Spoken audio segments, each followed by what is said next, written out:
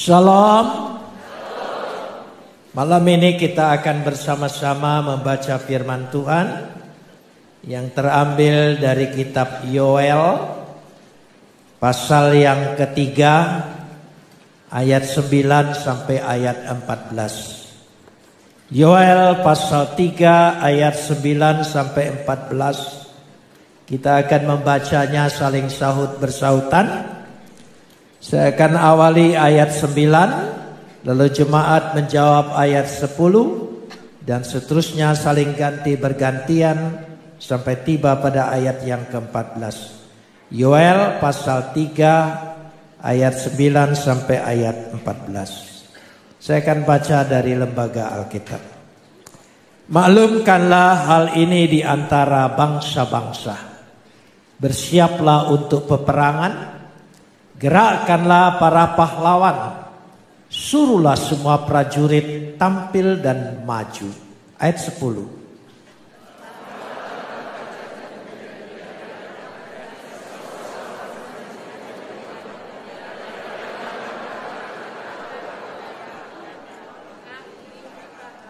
Bergeraklah dan datanglah, hai segala bangsa dari segenap penjuru, dan berkumpullah ke sana. Bawalah turun ya Tuhan pahlawan-pahlawanmu.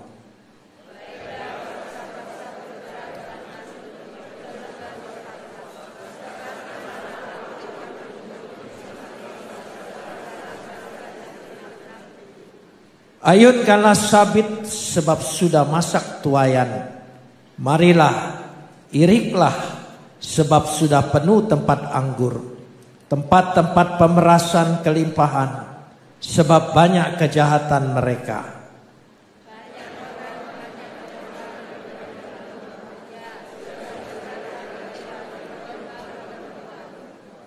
Kapot leha Adonai Elohenu kapot leha. Segala kemuliaan ya Adonai Tuhanku, kemuliaan bagimu. Saudara-saudara yang dikasihi Tuhan, terlebih dahulu saya ingin menjelaskan keseluruhan Yoel pasal 3 merupakan janji pemulihan Tuhan dan berkat Tuhan bagi umatnya. Dan pasal 3 ini bertolak belakang sekali dengan Yoel pasal 2. Dikatakan di sini dengan jelas sekali bahwa akan ada peperangan. Ada 3 kata yang penting: peperangan, penuaian, dan pengirikan. Kita lihat ada hal yang sangat kontradiksi, yang tidak mungkin.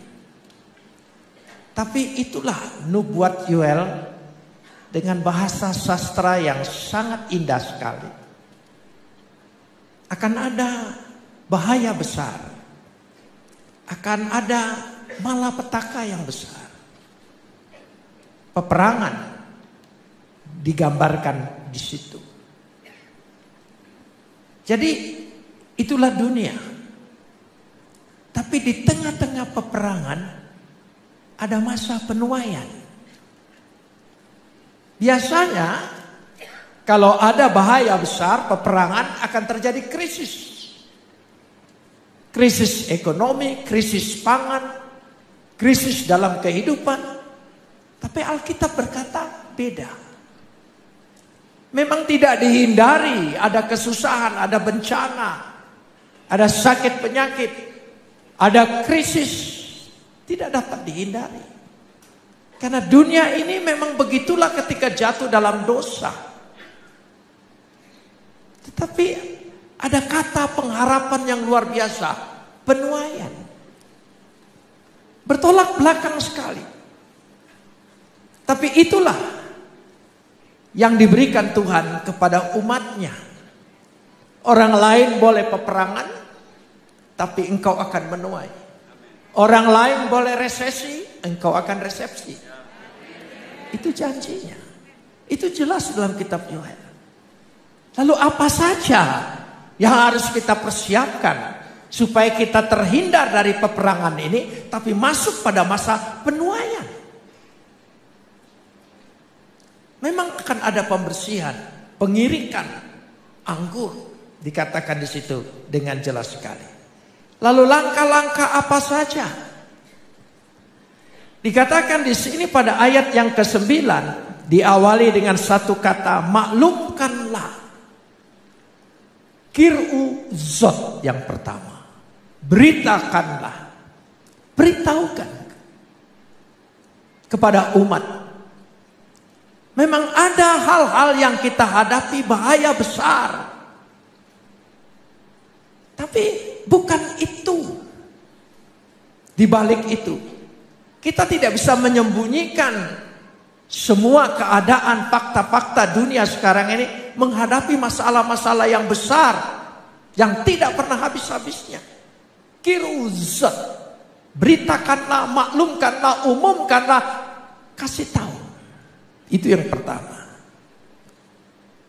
Karena dikatakan di situ, untuk itu langkah yang kedua disebut kadesu. Siapkanlah. Kata kadesu berakar dari kata kades, seakar dengan kata kados, sucikan. Artinya pisahkan. Bahwa umat itu selain dipersiapkan, diumumkan, dipisahkan. Supaya dia sungguh-sungguh menjadi umat pilihan. Saudara, kalau saudara percaya Yesus, saya percaya tidak semua bisa percaya. Meskipun mengerti. Itu karena saudara pilihan. Dan kita adalah pilihan Tuhan. Amin. Pilihan. Orang lain tidak bisa percaya, tapi hati kita bisa dibuka, pikiran kita bisa tercerahkan. Itu karena kasih karunia itu sudah Tuhan berikan dan tetapkan di dalam diri kita. Itu yang kedua. Lalu setelah itu apa? Setelah disiapkan, diberitakan, siapkan, masih pada ayat yang ke-9 ada kata hairu. Kata hairu artinya gerakkanlah, bangunkanlah, bangkitkanlah. Bangkitkanlah berarti bukan ketakutan menghadapi masa-masa bencana, masa-masa yang dihadapi, bukan. Tapi bangkit, bangun. Bahwa engkau tidak mengalami itu, engkau akan terhindar dari itu. Bahkan engkau sebaliknya, engkau akan menuai. Amin. Itu yang Tuhan janjikan. Gerakkanlah. Masuklah. Sebab kita sekarang akan menghadapi mungkin keadaan yang tidak nyaman. Tetapi itu yang diberikan. Bertindaklah maksudnya. Lakukanlah. Sebagaimana orang mempersiapkan. Sehingga dikatakan pada ayat ini masih yaitu Yigesu. Yigesu ya alu kol anse hamil khama. Suruhlah semua prajurit tampil, maju. Secara harfiah dikatakan naiklah, mendekatlah engkau ke gunung Tuhan. Dekatkan diri kita kepada Tuhan. Amin. Satu-satunya. Bukan menjauh. Dekatkan diri pada Tuhan. Pada waktu kita mendekatkan diri kepada Tuhan, ada pertolongan yang sangat jelas sekali di dalam diri kita. Karena itu, bahaya dunia tidak dapat dihindari. Kita mengalami masa-masa itu, saudara, kita mengalami semua. Kita terluput dan terlewat itu hanya karena kemurahan Tuhan, belas kasihan Tuhan. Sampai hari ini, Anda dan saudara kadang-kadang tidak cepat kenal. Karena kita semua seperti kalau dalam film-film orang yang pakai masker itu penjahat. Tapi nyatanya kita memakai itu semua. Kita berjaga-jaga. Tidak apa-apa. Tetapi maksud saya, ini kondisi kita. Ini realita hidup kita, ini kenyataan yang kita hadapi. Tapi di tengah-tengah ini janji Tuhan itu. Bukan kita berputus asa, bukan kita tidak punya masa depan. Kita harus berani maju, berani tampil, bertindak sebagai orang-orang yang dipersiapkan oleh Tuhan. Amin. Berarti kita ini yang terluput semua, kita dipersiapkan oleh Tuhan pada zaman yang baru yang bakal kita hadapi. Anda kita semua terpilih dari itu. Karena sudah dipersiapkan oleh Tuhan. Dikatakan. Sehingga itulah laskar Tuhan. Laskar Tuhan. Amin. Majulah laskar Tuhan. Ya. Ada satu lagu lama yang saya sudah. Maju laskar Tuhan. Ya, maju. Bukan jalan di tempat. Bukan mundur ke belakang. Tapi maju. Yang kedua, pada ayat yang ke-10, sebetulnya ingin berbicara begini. Ya. Bagaimana semua bisa menjadi alat perang? Alat perang di sini bukan kita ingin berperang menghancurkan orang lain, bukan. Tapi berperang dalam arti di sini sudah siap dan sungguh-sungguh diasah, ditempa. Sehingga tempalah mata bajakmu menjadi pedang dan pisau-pisau pemangkasmu menjadi tombak. Baiklah orang-orang yang tidak berdaya akan berkata, aku ini pahlawan.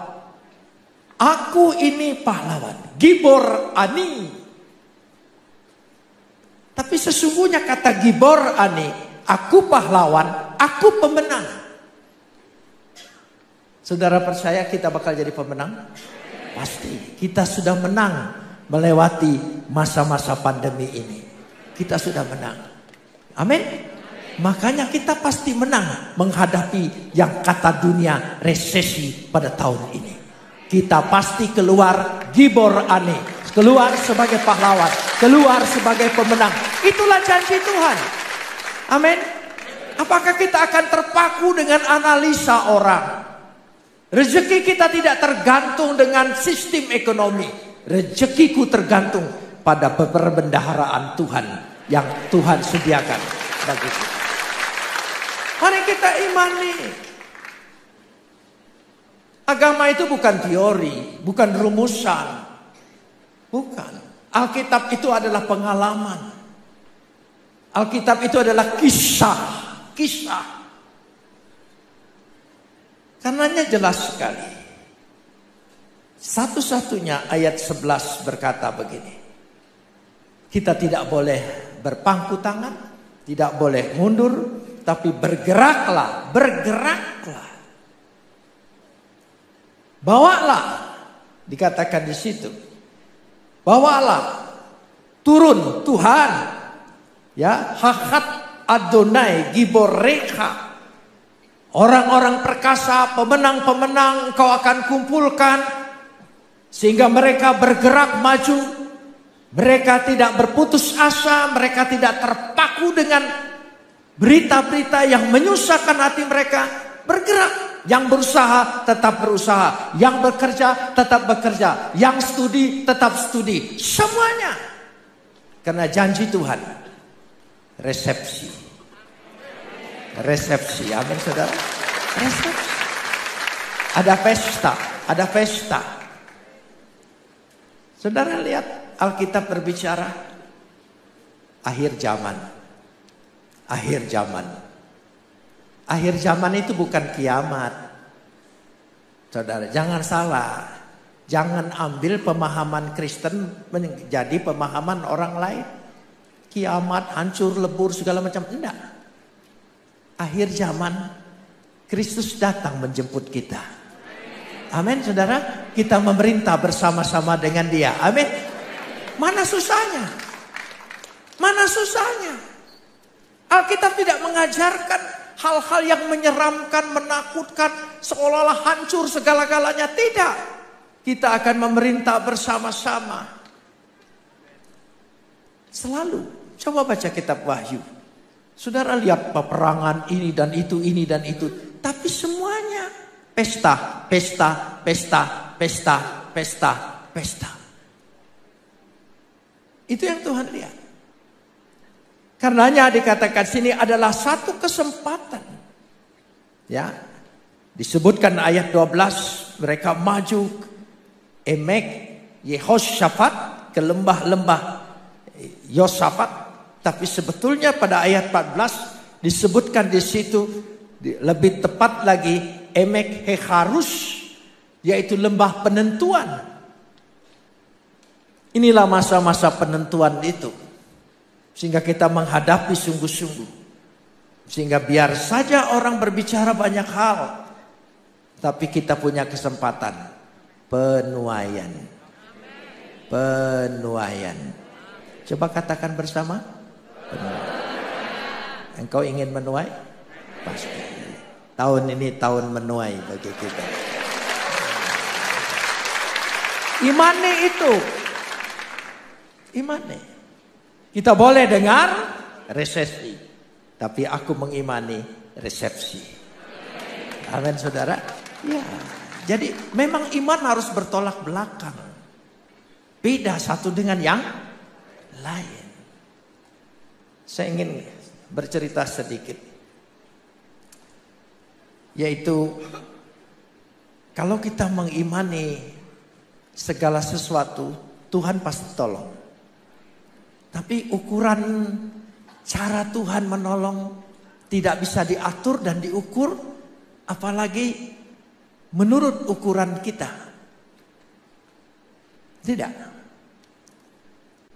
Kalau saya perhatikan begini. Saya di penjara 6 tahun. Bukan karena peristiwa Sambo. Ya, bukan. 6 tahun pada masa zaman Orde Baru. Karena saya pindah agama. Bukan soal pindah agamanya, tapi karena saya membandingkan kitab suci yang lama pada kitab suci yang saya imani sekarang. Dan saya dianggap bakal membuka kerusuhan. Dan pemerintahan Orde Baru tidak ingin ada hal-hal yang gejolak-gejolak. Saya segera ditangkap dengan dasar Pempres 11. Yaitu tahan dulu, periksa kemudian. Dan bertahun-tahun saya ditahan tanpa diperiksa. Bayangkan hampir 1 tahun lebih saya tidak diperiksa, ditahan saja. Sehingga bertanya-tanyalah dalam diri ini, kira-kira perkaraku apa? Setiap saya tanya, saya ini ditangkap perkara apa? Penjaga selalu bilang, tanya aja diri sendiri. Saya bingung suruh, yang mana? Saudara. Tahun kedua baru diperiksa. Baru saya mengerti apa sebab saya menjadi Kristen. Saya jelaskan karena membaca Alkitab. Saya menjadi Kristen karena saya membaca Alkitab. Alkitab yang saya baca, ya, dan saya membaca bukan untuk percaya, untuk mencari kelemahan-kelemahannya. Tapi tiba giliran Yohanes pasal 1 ayat 1, itu membuka hati saya. Pada mulanya adalah firman, firman itu bersama-sama dengan Tuhan, firman itu adalah Tuhan. Baru terbuka oleh saya. Jadi Yesus itu firman Tuhan. Sehakikat dengan Tuhan. Apa saja yang berasal dari diri Tuhan, sama kekalnya, sama sucinya, sama agungnya, sama mulianya, tidak ada beda. Karena dia datang dari diri Tuhan. Firman itu menjadi manusia. Dinamai Yesus. Dan terbuka hati saya untuk percaya. Selanjutnya terus ayat-ayat dari Injil Yohanes menguatkan saya, meyakinkan saya. Pada waktu saya diperiksa, saya katakan itu. Salah satu pemeriksa berkata begini, ayat mana yang buat kamu jadi Kristen? Saya karena diizinkan bawa Alkitab, saya buka Alkitab. Mana coba? Mana? Dia bilang. Saya kasih tunjuk. Dia baca. Setelah dia baca, dia bilang begini. Ternyata setelah saya baca, saya nggak jadi Kristen. Loh, tadi saudara bilang ayat ini yang saudara baca, lalu saudara jadi Kristen. Sekarang saya baca, tapi saya tidak jadi Kristen. Jawab yang betul, dia bilang. Lalu saya jawab, ada bedanya Pak. Saya baca, saya dipilih. Bapak baca, Bapak tidak dipilih. Marahlah dia. Ditempelengnya lah saya, saudara. Ya sudah. Saudara percaya? Karena kita dipilih. Berbahagialah. Kalau saudara memberitakan Yesus, orang menolak Yesus, dan saudara percaya, itu konfirmasi bahwa engkau telah dipilih. Amin. Tidak mudah untuk itu. Karena itu, dari proses itu semua, menjalanin semua itu, saya jalani. 6 tahun saya dalam penjara, dipindah-pindah. Dari Kopkamtib ke Laksus, dari Laksus ke Laksusda, Laksuspus, pindah. Baru terakhir pindah ke Kalisosok. Waktu dipindahkan Kalisosok, saya berpikir California. Ya, 2 tahun 5 hari saya menghuni Kalisosok. Ya, karena itu saya mengerti bahasa Jawa Timuran. Saudara ya, 2 tahun 5 hari. Pindah lagi ke Cipinang, Chicago. Ya saya imani itu. Akhirnya setelah 5 tahun lebih baru diadili. Dijatuhkan hukuman 6 tahun. Dahsyat. Kalau 1,5 tahun membunuh 1 orang, berarti 6 tahun berapa orang? Lalu saya pindah. Semua itu terjadi, dialami. Tapi satu pengalaman yang luar biasa di dalam hidup saya. Itulah cara Tuhan mempersiapkan seseorang. Saya ditangkap ketika saya masih sekolah di I3 Batu Malang, sekolah pendeta. Baru 6 bulan sekolah, udah ditangkap. Rupanya Tuhan bilang, jangan sekolah di sana, sekolah dengan aku aja. Dan selama dalam penjara, saya sudah menyelesaikan baca Alkitab 25 kali. Kenapa? Karena tidak boleh bawa buku lain kecuali Alkitab. Sedangkan saya hobi baca dari kecil. Tersiksa betul ketika tidak boleh membaca. Satu-satu yang diizinkan Alkitab. Jadi saya baca Alkitab. Saya pikir tamat 1 kali mungkin Tuhan bebaskan. 1 kali belum, 2 kali belum, 3 kali belum. Terus saja saya baca, terus jangan putus asa, baca terus. 25 kali baru bebas. Saudara, sebagai orang Kristen sudah pernah tamat baca Alkitab 1 kali? 1 kali saja. Kalau belum, saya berdoa supaya saudara masuk penjara. Ya. Setiap kesusahan yang diizinkan Tuhan terjadi dalam hidup kita, ada maksud Tuhan di depan yang jauh lebih baik. Amin. Loh iya. Tuhan menghibur, memberikan penghiburan. Mungkin kalau saya di luar ditabrak bajai mati. Jadi Tuhan izinkan ditaruh di penjara, nggak ada bajai yang lewat. Jadi ada sesuatu dalam diri kita. Kesempatan inilah maka dikatakan silhu. Ayunkanlah, mulailah bekerja. Tidak usah takut. Syabit, magal, ya dikatakan di situ. Artinya alat yang digunakan itu. Jadi engkau akan digunakan oleh Tuhan masing-masing dalam setiap kehidupanmu. Sehingga dengan demikian kita siap untuk melakukan. Sementara berita peperangan, resesi, tapi kita akan menuai. Penuaian itu terjadi karena berkat Tuhan, pilihan Tuhan. Amin. Loh ya. Kita mengamini hal-hal yang dari Tuhan, bukan hal-hal yang dari dunia. Karena itu berusahalah, bekerjalah. Semua kita lakukan. Karena dikatakan di situ menggambarkan dengan jelas sekali. Ayat yang ke-14. Banyak orang di lembah penentuan. Ya sudah dekat hari Tuhan di lembah penentuan. Banyak orang. Ayat 14. Banyak orang. Sebetulnya dikatakan banyak orang ini homonim. Homonim itu begini. Banyak berita. Banyak orang berkerumun.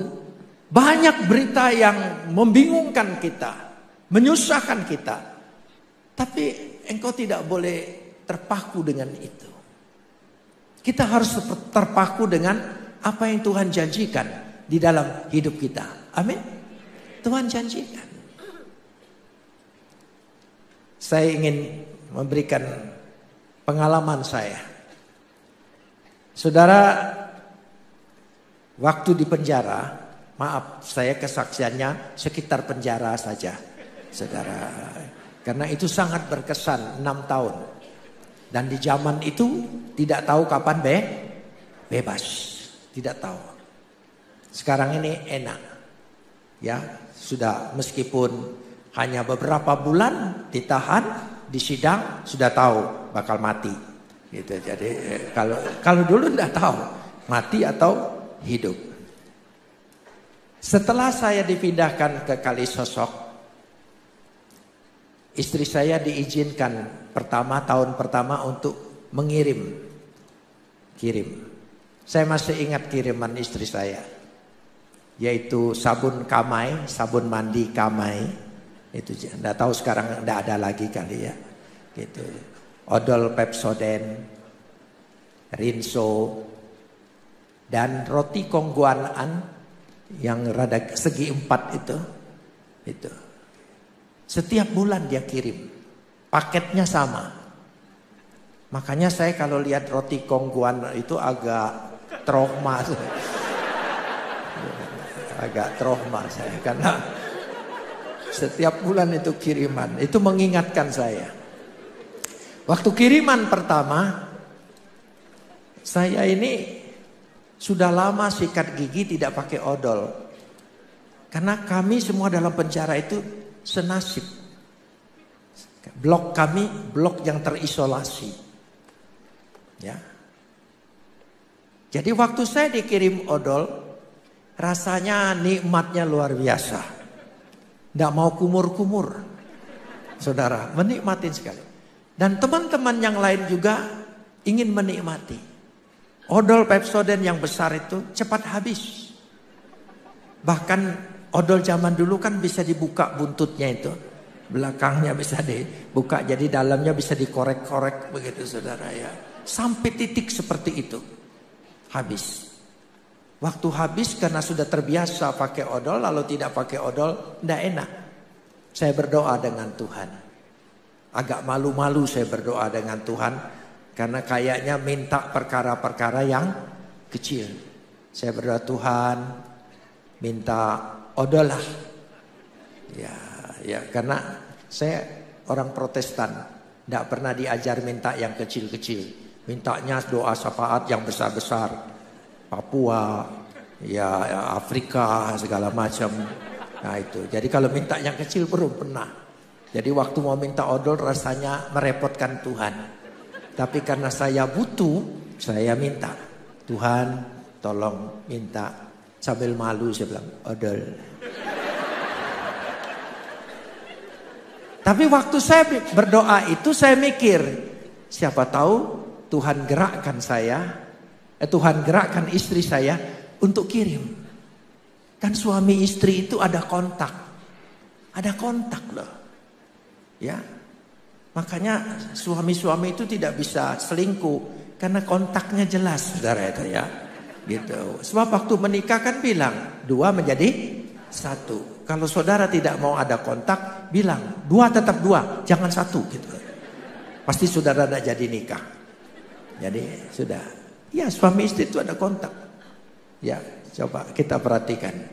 Coba suami istri. Saya kalau pergi pelayanan istri saya tidak ikut. Ya, tidak pakai WA, tidak pakai SMS, tidak pakai telepon. Cukup pingin saya sayur asem. Pasti pulang ke rumah tepat sayur asem. Itu kontak. Kontak kami sudah lama, 55 tahun. Saudara, jadi kontaknya luar biasa. Kalau saya bilang, "Ma, dia tahu. Mertua ongkosin." Oh iya. Padahal enggak ngomong, cukup, "Ma." Ya, dia tahu. Itu namanya suami istri. Jadi saya doa Tuhan supaya istri saya kirim. Istri kirim. Pengiriman itu waktu besuk dari jam 9 pagi sampai jam 2 siang. Saya tunggu sambil berdoa, Tuhan istri saya kirim, gerakkan dia kirim. Sampai jam 2 enggak ada kiriman. Sudah. Terus sore jam 5 kami mandi semua. Sudah mandi, apel, masuk kamar dikunci. Dan saya berdoa. Karena istri saya tidak kirim, doa saya kepada Tuhan, Tuhan, saya maklum mungkin engkau sibuk. Ya. Karena hanya urusan sementara Tuhan harus urusannya banyak sekali. Ya sudah, menghibur diri. Ya, menghibur diri. Ketika malam jam 7 malam pintu kamar penjara kami dibuka. Ada orang baru masuk. Orang itu bingung. Dan saudara tahu, boleh saudara pergi ke penjara, melihat orang dalam penjara itu mukanya menakutkan semua kan? Serem semua. Nah, dari sekian ini mungkin dia lihat muka saya tidak terlalu. Jadi dia dekat ke saya. "Kok boleh enggak saya tidur di sini?" "Oh boleh." Saya pinjemin tikar, saya pinjemin bantal. Saya banyak tikar dan bantal, warisan dari yang bebas-bebas itu. Itu gunanya orang di penjara lebih lama. Dia pasti terima warisan, saudara. Karena mereka tidak pernah berani bawa yang barang sudah di penjara, bawa pulang. Dia bilang nanti sial. Ya, saya bilang nanti sial kalau kamu bawa. Gitu. Jadi dia tinggal. Jadi saya pinjemin. Waktu saya pinjemin, dia di situ. Lalu dia buka tas plastik kreseknya itu, dia buka plastiknya. "Kok boleh enggak titip ini?" "Oh ya." Begitu saya buka, isinya odol. Tidak tanggung-tanggung, 10 odol. Hanya odol. Hanya odol. Saya tanya, "Kenapa isimu hanya odol saja?" "Masa iya?" katanya. "Iya, W punya toko. Waktu W ditangkap, W gugup. Dia pikir ambil ini, jadi ternyata yang diambil odol aja semuanya." "Oh begitu." "Iya, karena dia punya toko," katanya. Jadi dia pikir dia ambil sikat gigi, ambil sabun, ambil apa. Ternyata saking gugupnya odol lagi. Ya sudah. Ya, saya bilang, "Kamu enggak bisa pinjam sikat gigi saya." Ya, gitu. Saya senang sekali. Ternyata Tuhan tidak lupa saya. Enggak tanggung-tanggung. 10 odol. Ya, iya. Caranya tidak masuk akal saya. Nggak pernah kebayang oleh saya bahwa ada orang bakal ditangkap bahwa nggak kebayang. Yang saya pikir istri saya datang, ya, atau teman saya yang seorang pengacara yang suka datang ke Surabaya, suka titip uang dengan kejaksaan, namanya Adenan Buyung Nasution. Setiap Bang Buyung datang ke Surabaya, dia selalu titip uang buat saya. Saya pikir itu, ternyata tidak, ada jalan yang lain. Besok pagi orang ini dibond kembali, diperiksa. Sampai sore tidak datang. Karena saya kepala kamar, ya itu gunanya orang lebih lama. Jadi kepala kamar, saudara. Jadi ketika petugas bilang berapa isinya? 4, 3 di dalam, 1 di luar. Oh, coret yang 1 di luar. Kenapa saya bilang? Orang itu salah tangkap. Namanya sama tapi orangnya lain. Rupanya dia hanya untuk kirim yang itu saja.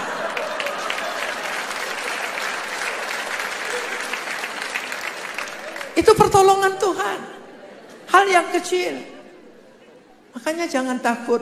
Apapun orang katakan tahun ini, tahun apa saja, bagiku tahun penuaian. Amin. Bagiku tahun penuaian. Iman itu. Tuhan tidak lupa, Tuhan sangat tahu sekali. Dari situ iman saya makin bertumbuh dan makin bergantung dengan dia. Selesai itu masih lama lagi, pindah lagi ke RTM Jakarta. Dari RTM pindah lagi ke Cipinang. Dari Cipinang pindah lagi ke Cirebon. Setiap pindah itu saya imanin kota-kota di Amerika. Iya. Tapi ternyata betul, setelah bebas seluruh kota-kota itu saya datangin semua. Itu iman orang dalam penjara tidak berdaya sama sekali. Saudara masih bebas, masih merdeka. Saya percaya masih banyak jalan yang Tuhan sediakan bagi kita. Tidak usah takut. Mari kita mendekatkan diri pada Tuhan. Hanya suara Tuhan yang kita imani. Dengan demikian, karena Tuhan sangat mengasihi kita. Amin. Mari kita berdoa.